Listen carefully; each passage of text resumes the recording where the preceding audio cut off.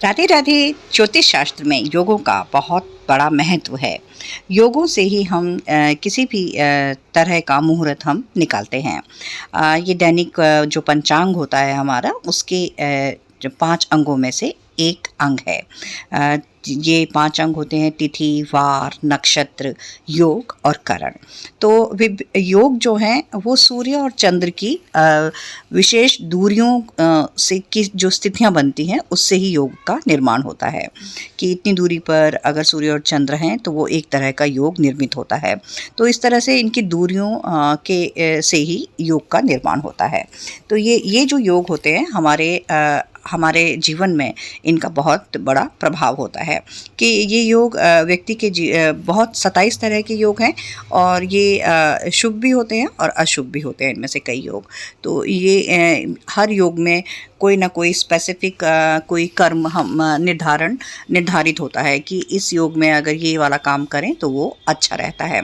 और कोई कोई योग ऐसे हैं जिसमें कि हमें किसी स्पेसिफिक काम को करने के लिए बिल्कुल मनाही होती है, तो मतलब हमें वो काम नहीं करना चाहिए। तो इस तरह से ये जो योग होते हैं मानव जीवन पर बहुत गहरा प्रभाव डालते हैं।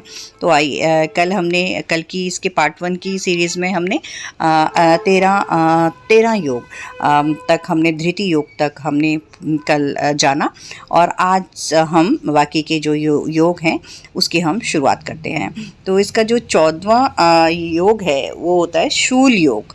अब जैसा कि नाम से ही विदित है, शूल यानी कि कांटा है ना, और वो चुभता है। तो ये जो योग होता है ये एक बड़ा दुख भरा योग होता है।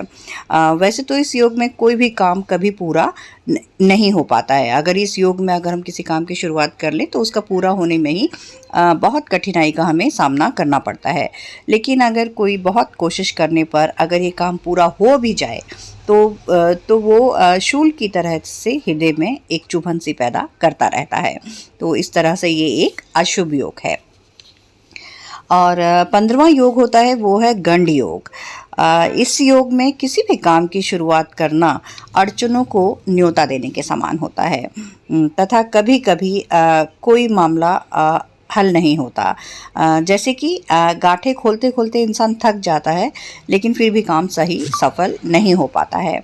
तो उसी तरह से ये गंड योग है, ये एक तरह का अशुभ योग है और इस अशुभ योग में हमें अपना कोई भी शुभ काम नहीं करना चाहिए। इस बात का हमें विशेष ध्यान रखना चाहिए।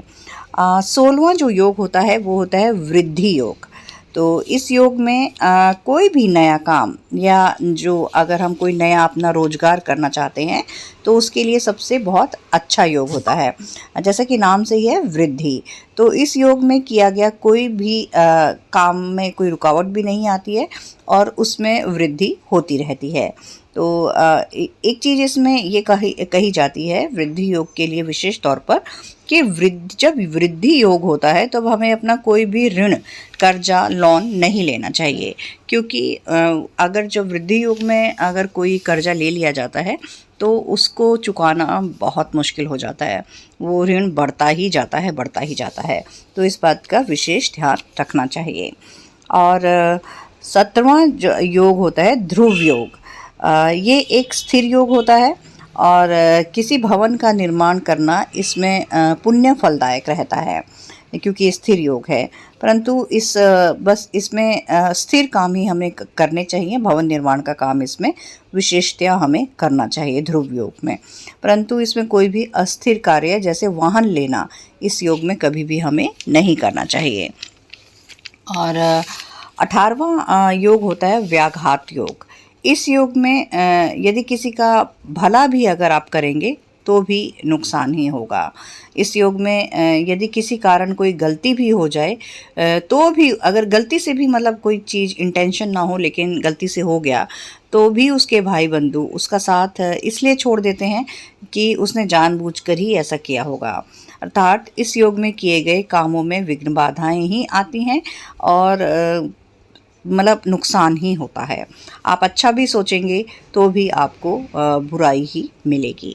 तो इस तरह से व्याघात योग ये भी एक तरह का अशुभ योग माना जाता है। 19वां योग होता है हर्षण योग। जितने भी कार्य इस योग में किए जाते हैं सभी किसी न किसी तरह खुशी ही प्रदान करते हैं। जैसे कि नाम से ही हर्षण योग है। लेकिन जो पुराने लोग हैं, सियाने लोग हैं, वो इस योग में प्रेत कर्म यानी कि पितरों को मनाने वाले कर्म ना करने की सलाह देते हैं। तो पितृ कार्य इस योग में नहीं करने चाहिए। 20वां योग होता है वज्र योग। इस योग में किसी भी तरह की खरीदारी अगर वज्र योग में की जाए तो लाभ के बदले भी हानि ही होती है। वाहन खरीदा जाए तो दुर्घटना हो सकती है या चोरी का भय रहता है। सोना खरीदने पर भी चोरी की आशंका बनी रहती है। तो वज्र योग में भी ये भी एक तरह का अशुभ योग है। इसमें भी हमें अपने कोई ऐसे काम शुभ काम नहीं करने चाहिए। 21वां योग होता है सिद्धि योग।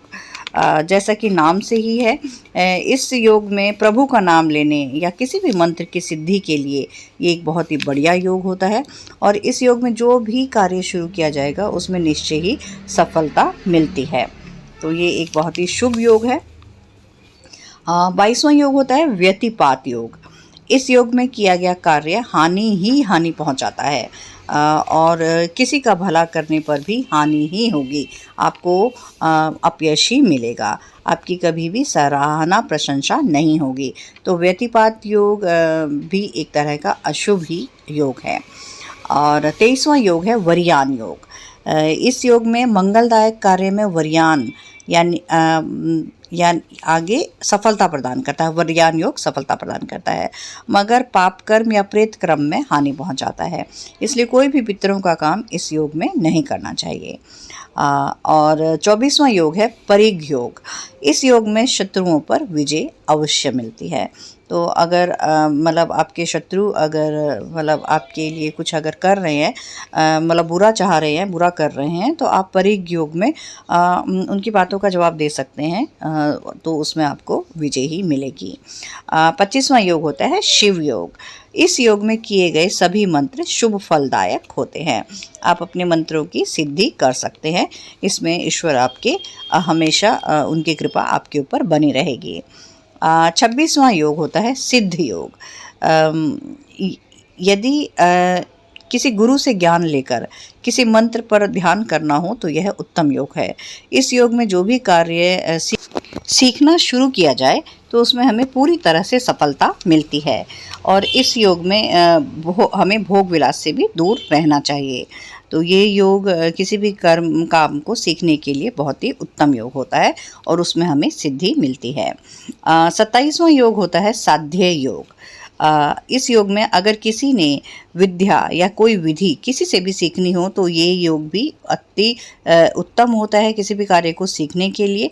और इस योग में काम सीखने या करने में खूब मन लगता है इंसान का। तो इसलिए अगर किसी भी विद्यार्थियों को अपनी कोई भी कोर्स में एडमिशन लेना हो, कोई भी नई चीज़ सीखनी हो, तो वो इस साध्य योग में उस काम की शुरुआत कर सकते हैं। तो उसमें इन्हें पूर्ण सफलता मिलती है। तो इस तरह से ये थे हमारे ज्योतिष शास्त्र के 27 तरह के योग। तो इन योगों में हमें अपने इन योगों को हमने इनके बारे में जान लिया है कि किस तरह से कौन सा योग कैसा होता है, कौन सा योग शुभ है अशुभ है। तो इसी के आधार पर हम अपने दैनिक जीवन में अपने कार्यों को करते हुए इन योगों का अपने नॉलेज के साथ, एक अवेयरनेस के साथ इन्हें अगर हम थोड़ा सा भी अगर ध्यान रखें तो हम इससे बहुत ही लाभान्वित हो सकते हैं अपने जीवन में। इस जानकारी का प्रयोग करके हम अपने जीवन में शुभत्व में वृद्धि कर सकते हैं। तो ये वीडियो आपको कैसी लगी मुझे कमेंट करके ज़रूर बताइएगा। मेरी वीडियो को लाइक कीजिएगा, चैनल को सब्सक्राइब कीजिएगा और इसे ज़्यादा से ज़्यादा शेयर कीजिए ताकि ज़्यादा से ज़्यादा लोगों को इसका लाभ मिल सके। तो राधे राधे।